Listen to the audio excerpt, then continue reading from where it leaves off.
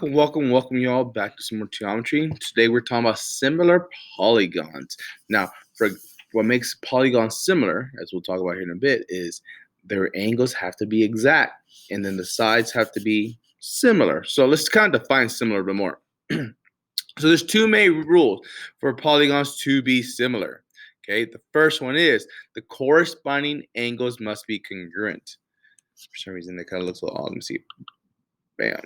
There we go. Move that up and over. Perfect. The corresponding angles must be congruent. That means, as I tell you, hey, polygon ABCD is similar to GHIJ. That's the goal right there, ultimately. So we got to see, hey, this angle has to be exactly the same to this. They're congruent. Remember, we're saying the word congruent.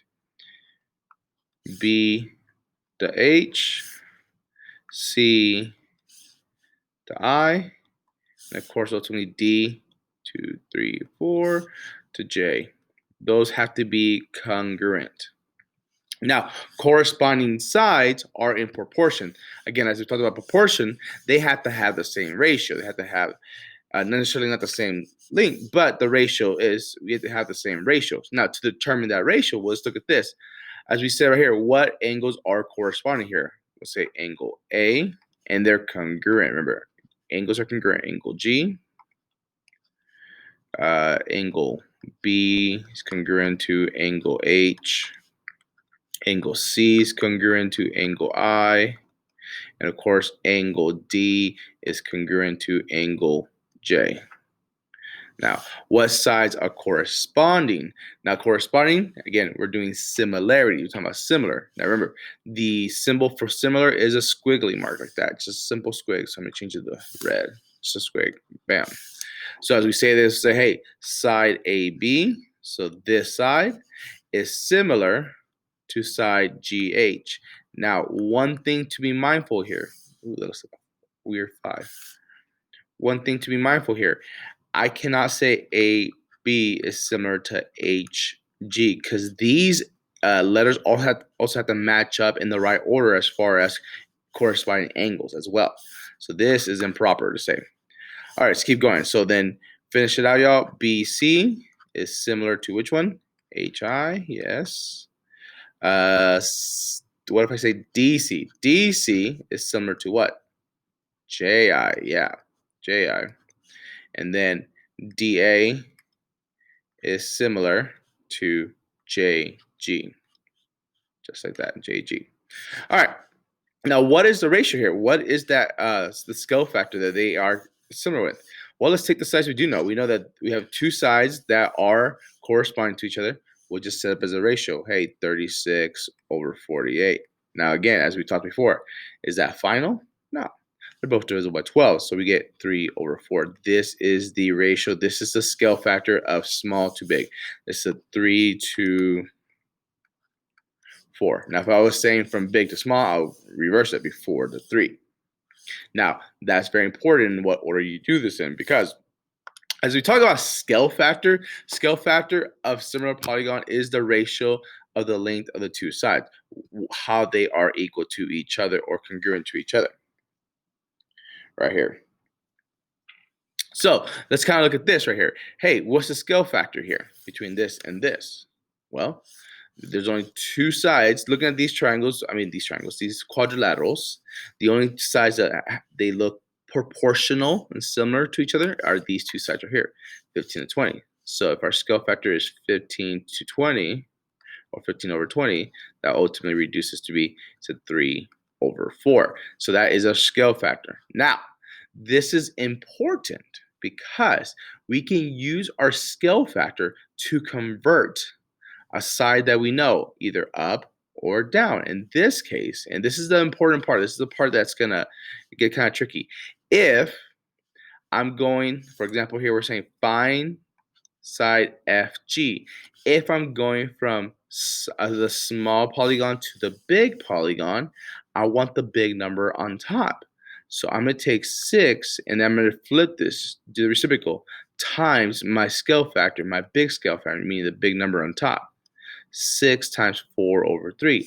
That is scaling this up to its bigger counterpart here. So then we'll multiply 6 times 4, get 24 divided by 3, you get 8.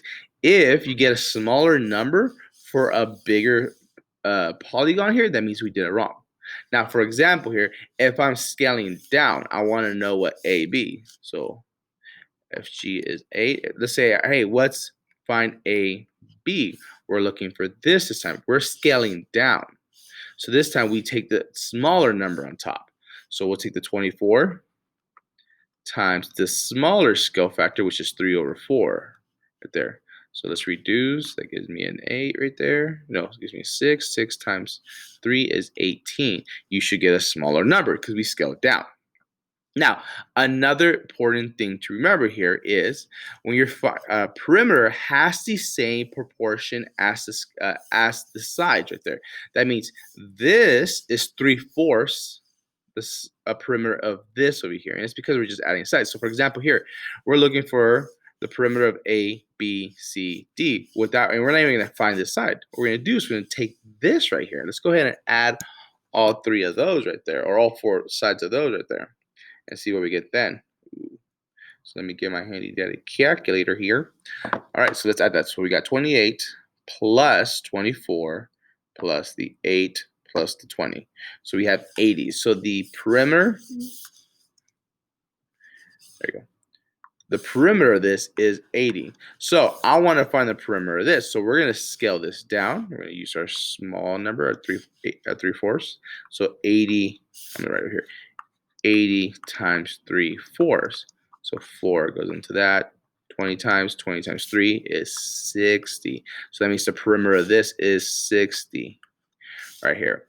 Now, this proportionality works for sides and for perimeters. When we get to area, we use a different scale factor. Similar, it is, again, similar, but we'll use a different number.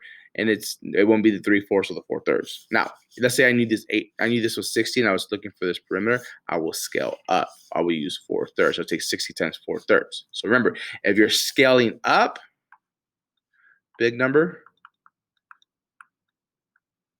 If you're scaling down, small number on top over the big. All right.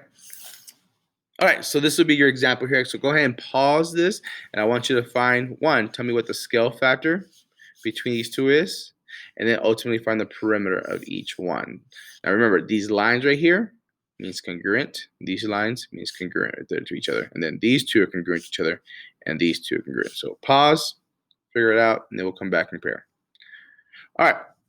So as we go through, we're going to fill in the information now. So if this is 4, that means this is also 4 right here. 6, we don't know those two sides, okay? This is 7 and 7. This is 10.5, and this is 10.5 as well. So the best way to figure out the scale factor is just compare two sides that are similar in proportion to each other. So these two sides are in proportion to these two sides, so it's pretty simple to say, hey, what's the 4/7? So our scale factor is 4/7. That's our scale factor right here, from small to big. And again, or 7/4 if we're going from big to small. Either one of these will work. This will be the scale factor we will be using. All right, so since we have all but one side right here, let's go ahead and find, I'm going to change this to blue. Let's go ahead and find this missing side, and then we can find the perimeter of this, and then we'll double check the sides here. So if we're scaling up, we're going to take that 6 times our big scale factor, 7/4. So 6 times 7 is 42. 42/4. What does that ultimately gives us? That reduces 42 divided by 4. That gives us 10.5. 10.5 right there. So, hey, all 3 of these have to match up. So, if this is in proportion to each other, if these 3 are all 10.5, then what do you think these 3 should be? They all should be 6. Yeah. So, we can add that up and then figure it out. But we're going to use our scale factor for perimeter. So let's go ahead and add these up right here. So we got 7 and 7 is 14 plus 10, 20, 30. 1.5, right? 31.5, yeah. Plus, so 31.5, 10, 10. Yeah, it's 21, 30. at 31.5 plus the 14. So the perimeter of this is 45.5. Now we're going to scale this down. Let's double check that. So if we're scaling down, we're going to take that 45.5 and we're scaling down. So we're going to use our scale down number, 4/7. All right, so 45.5 times 4 gives me 18, 2, so 182/7. So we can divide that by 7. We should get the perimeter 26. This should be 26. Well, let's double check now. So that's 10. That's 10. So 10, 26. Yeah, look at that. We got it right. So it's very important to know your scale factor. Now here's the thing. Hopefully, when we are all back together, we're gonna be using the word this scale factor a lot more in some more hands-on issues we're gonna deal with. But remember, as you do your homework, there's be a problem where they ask you, hey, they're gonna tell you just a side, but then ultimately they want you to find perimeter. And you'll have most of the information on why you have to do our scale factor to find the missing side, add that up, and then scale it down to find the perimeter of its similar counterpart. Okay, as you can do that from side to side, you can do that also from perimeter to perimeter. Hopefully that helps y'all. I'll see you on a different day. Bye.